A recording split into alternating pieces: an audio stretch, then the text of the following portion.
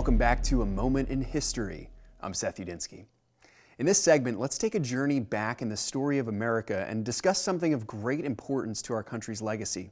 We will explore a battle within our nation, one that touches on religion, class, race, politics, and so much more. It involves the protection and defense of the most vulnerable people group in human society, unborn children. Let's explore the complicated and often marked history of the fight for the protection of life in America. Now, sadly, I have to tell you that this moment in history is in many ways a black mark on our country. We cannot tell the story, though, and see the goodness that comes out of such a black mark without touching on the preeminent legal case in the fight for life, Roe v. Wade, in the United States Supreme Court in 1973. Now, before Roe v. Wade, abortion was virtually illegal across the United States.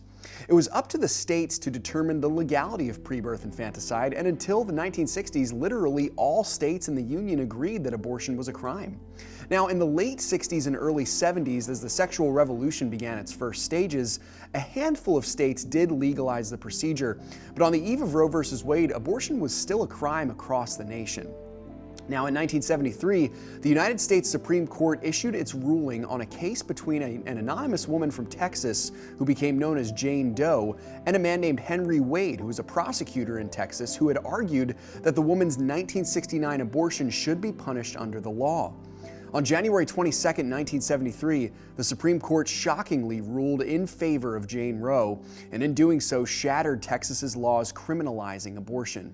The ruling opened the door for widespread and legalized abortion in the United States, and since Roe v. Wade, the numbers of aborted unborn babies in this country is nothing short of horrifying. Some reports indicate that 63.5 million babies have been murdered in the womb in the United States since the Roe v. Wade decision of 1973. Now, I don't want to bring a dark cloud over today's moment in history, but this is something that we must talk about. It is one of the greatest evils of this generation that this many innocent babies have been robbed of life. This is a genocide unprecedented in world history and 10 times as deadly as the Holocaust of World War II.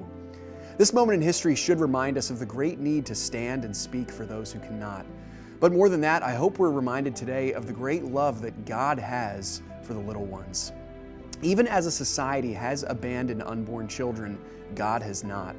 Let's be encouraged today as we think about these little lives that God knew and loved each of them from the moment they were conceived. Indeed, David tells us in Psalm 139 of God's great love for the unborn. He says this, "For you formed my inward parts, you knitted me together in my mother's womb. I praise you, for I am fearfully and wonderfully made." Thanks so much for joining me once again for A Moment in History.